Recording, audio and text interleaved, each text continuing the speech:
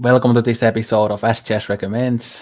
Today we are going to talk about Joanna Newsom's Years from 2006, her second album. She made 4 albums so far and a couple of EPs. But as always, I will do a short introduction to her and this album. So Joanna Newsom was born in 1982. She was born and raised in Northern California, and she was classically trained on the harp when she was young. And she has also been he started her musical career as a keyboardist in an indie band called The Pleased. I haven't heard their music, so I don't know what it is like. But her music could be said to be like a progressive folk, chamber folk, baroque pop, indie folk. And she also sings herself, so she's a singer-songwriter, so she sings, she plays the harp, and she can also play the keyboards. And Years is probably maybe her most acclaimed album, although I think all of her albums are pretty acclaimed. But like I said, it's her second album. It was produced by Newsom and then Van Dyke Parks, who is a very famous figure in music. Then it was recorded by Steve Albini, who is a very famous guy, as he engineered albums like Surfer Rosa by the Pixies, which is a very big indie rock classic. Then he also engineered PJ Harvey's Rid of Me and even Nirvana's In Utero, which is pretty weird that he's been in working with Nirvana and then Joanna Newsom, because they are such a different type of music. And yeah, it also has some guest vocals from Bill Callahan and Emily Newsom. And the vocals and harp were recorded in Los Angeles in the Village Recording Studio in 2005. And then the orchestration was recorded and added to it in 2006. So this album is 55 minutes long. It consists of 5 tracks. They are pretty long tracks, ranging from 7 to 17 minutes long. And lyrically, they deal with events and people that were important in Newsom's life, and it includes the sudden death of her best friend, and then it's about also some of her illnesses and one of her tumultuous relationship. And this was also an album that, again, it charted in the Billboard 200, not very high, but charted there nonetheless. And then this has been in many of the kind of greatest albums of all time lists, and also the best of 2006 lists. So The Guardian, for example, gave this 5-star review. All Music gave it 4.5. At Metacritic, it's at 85. Pitchfork gave it 9.4 out of 10. So it's very highly rated. But Rolling Stone is one of the black sheep reviewers here, because they only gave it 2 out of 5. So, but for the most part, again, most critics really love it, and it's still an album that's talked about a lot, and it's a very challenging album, I would say. And yeah, if I talk about also mention some of the other instruments that we hear here, so we have electric bass, some electric guitar as well, some percussion and banjo and mandolin, accordion, marimba. Then again, like I said, there are some guest vocals, so we have some vocal harmonies from the guest vocals. And like I also said, there is a orchestra here, so we have French horn, trumpet, flute, oboe, bassoon, a bass, cello, violin and viola, so lots of different instruments there. So that's a bit of an introduction to the album. So now I'm gonna ask Altes what he thought of this one. Yeah, I enjoyed this album. I enjoyed it. I really enjoyed the composition, and like you said, I really enjoyed the harp portions. But like you said, this is actually a very challenging album. So I listened to it quite a few times over the course of 2 weeks, and my most recent listening to it, I almost felt exhausted, because I think it's there's a lot going on in the lyrics, because you've got like kind of like these folksy observations about, a simple life, but then mixed in with like a lot of like philosophy, and then a lot of like emotion and struggle. So it's not always a relaxing listen, I would say. It's a very challenging listen, and the format is long songs, right? 10 minutes. Some songs go for like 10 minutes. There's only like 5 songs, and it's very stream of consciousness. So you go through a lot of highs and lows and peaks and valleys and changes, and then bringing it back. So it is quite a great body of work when you think about it, to be able to construct such long pieces and stuff. But yeah.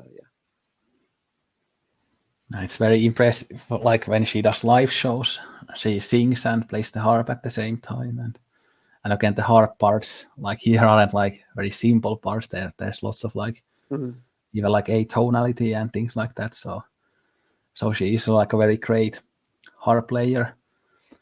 And I also think this is a fairly training listen actually, because while I like really enjoy this music and the compositions, but I think and it has those peaks and valleys like you said, but what kind of makes it training for me with is actually the vocals, because Yeah. like this type of music I often like that there are some also instrumental sections, but this is the type of album where she sings on top of pretty much everything, all the music throughout the whole album. So Yeah. the music doesn't kind of get a chance to breathe as much because she's constantly singing these very dense lyrics on top of it. And then her voice, I kind of have a love and hate relationship with it. That Yeah. I mean, I like it, but at times it also sounds a bit annoying. Like when in the Yeah. second song she's constantly saying "darling, darling, darling," like that Yeah. kind of annoys me. Yeah. But I think she has a great voice. But then when you just hear it throughout the whole runtime, it can be a bit draining, I think. Yeah. Interesting. That's exactly how I felt too. Uh, and yeah, she's singing over everything, and I think that, yeah, when she's doing "Darling, Darling" and all these things, she's like doing different characters. Now that you mentioned it, all of a sudden it hit me. I'm like, I think she's being different characters, having a conversation.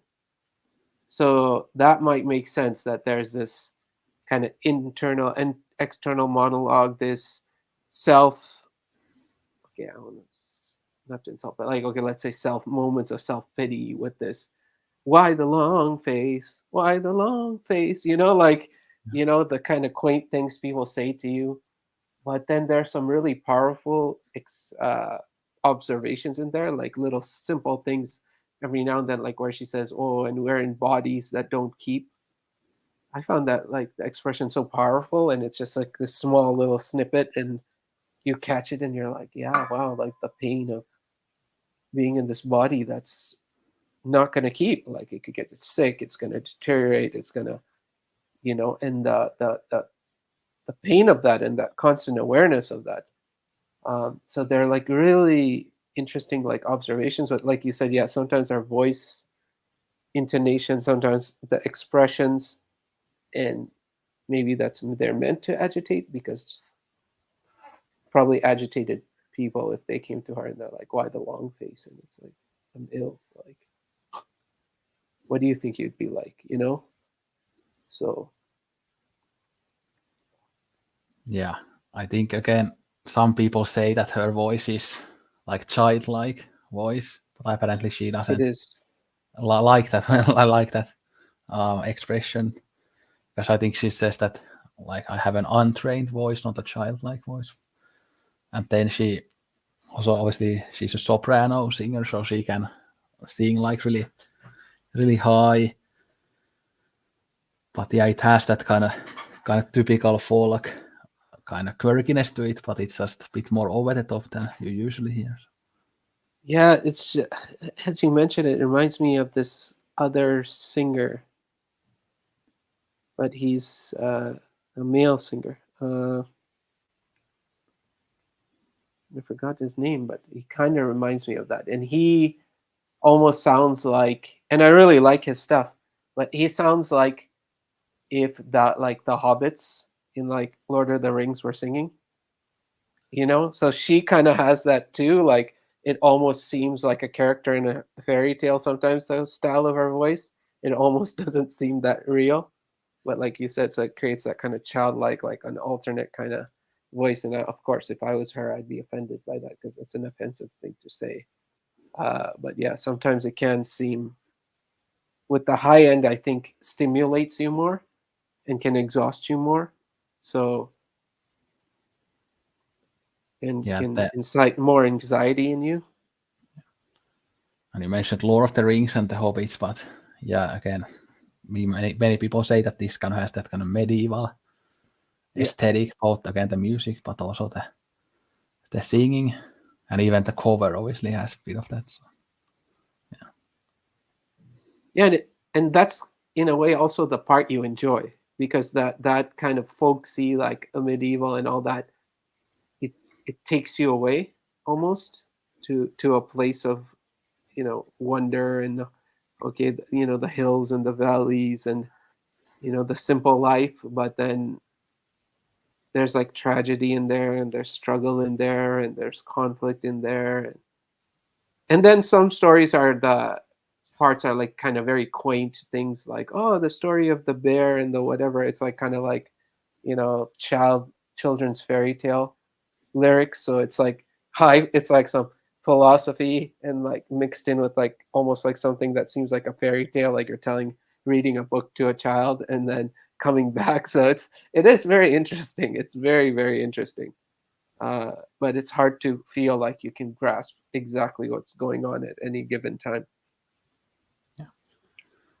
and her next album after this is called Have One on Me, and it's actually 2 hours long. So that's pretty Oh my training god. when you hear like 2 hours. But I actually like that album a little more than this. But the reason I chose this to recommend is that because this is again shorter and a bit more accessible due to the length, and I think this is the one that most people would recommend as the starting point. And this one is even in the 1001 not movies, but albums you must hear before you die, along there with Def Leppard's Pyromania and albums like that. So, Yeah, and I agree. I think everyone should listen to this album, yeah. because yeah, it is a great album. But it's just music is for all kinds. But yeah, because some parts of it I really enjoyed as well, because you can really feel the melancholy at times Yeah. and the sadness. And I think the last track is absolutely beautiful. That's my favorite track in the whole album, and I kind of like the sequence from number 3, the third, fourth, and fifth track. The first two are interesting but kind of intense, and then I kind of like what's going on in third, four, and five. And five is like, to me, it's like I love that track. That's the most beautiful to me. And I think the arrangements and the instrumentation here is just absolutely perfect. Yeah. I would instantly give like 5 out of 5 to that. It's like always interesting, keeps you engaged, and it's also so lush and beautiful and grandiose and magical and whimsical. And her voice, I think, for the most part, really fits the instrumentation and adds to the magical element of the instrumentation. Yeah, and it enhances, like, you realize, oh yeah, there is a lack of hearing variety in instruments. So when you listen to an album like this, that's whatever it is, folk or baroque pop or whatever it is, and using all these interesting instruments creates a whole soundscape that's really enjoyable, and it's really nice to hear different instruments and appreciate different instruments that you don't hear all the time. So I really appreciated that aspect of it. And of course, while this isn't like classical music, of course, it kind of shares some things with it, how layered it is, and these long pieces with different moods. And I think listening to the instrumentals here, while you have many instruments, it's almost like as soothing as something like listening to maybe Chopin's piano or things like that. Yeah. Yeah, absolutely. Absolutely. And Yeah. the Like you instrument, said, so go ahead, yeah, I please. was just gonna say that again, the instrumentals here are way more complex and layered than in most folk music. But I mean, I like both the simple type of folk music and also this more complex stuff. But this definitely, you can sit down and listen to it many times, and you can hear more and more details every time you listen to it. It has just so many layers there, and again, the lyrics are very dense. I haven't done like a deep dive to the lyrics, so I'm not really comfortable talking about them. I mostly listen to it for the music, but I need to focus on the lyrics more in the future as well. Yeah, and like you said, it is like classical in the traditional classical music because it has movements in each song. So a song is not a simple just the kind of verses and the chorus and all that. It's there are movements in the song which make a much more complex song construction and all that. So each one is much more of a journey as a song. It's most songs are just shorter journeys. These are like each one's quite a journey as you go through the movements. But yeah, I would like to. The lyrics are definitely interesting. There are lots of things. I mean, I love the whole thing that she did, the meteorite, and the meteorite doesn't is devoid of the fire that propelled it. Like I really like that. And then she kind of meteorite and then media, and then she's talking about like and the media only.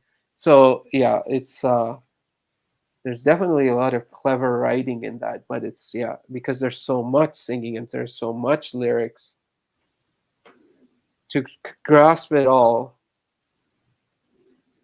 is hard, especially if you have a mind that tries to grasp everything.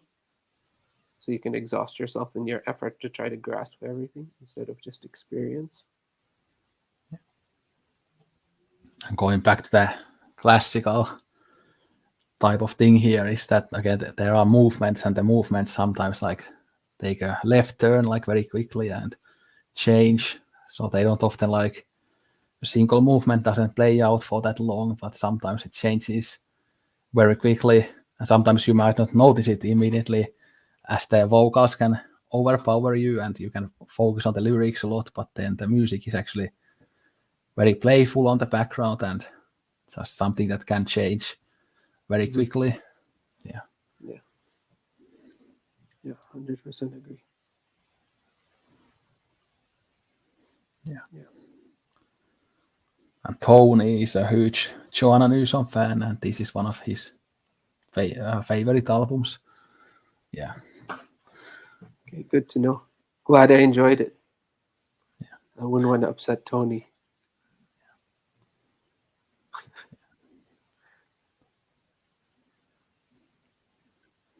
Yeah, both me and Tony love this type of female singer-songwriter stuff a lot. So.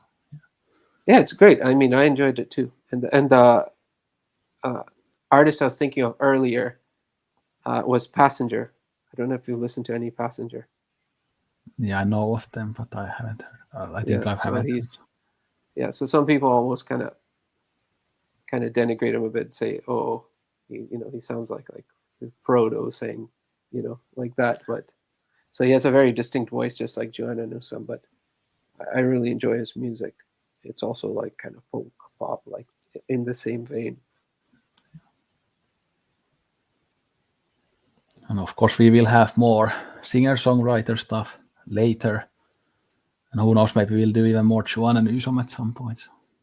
Yeah, sure. Yeah. I've listened to, again, she made 4 albums. I haven't listened to the debut yet, but I've listened to the other 3. And all of them are really good. So. Yeah.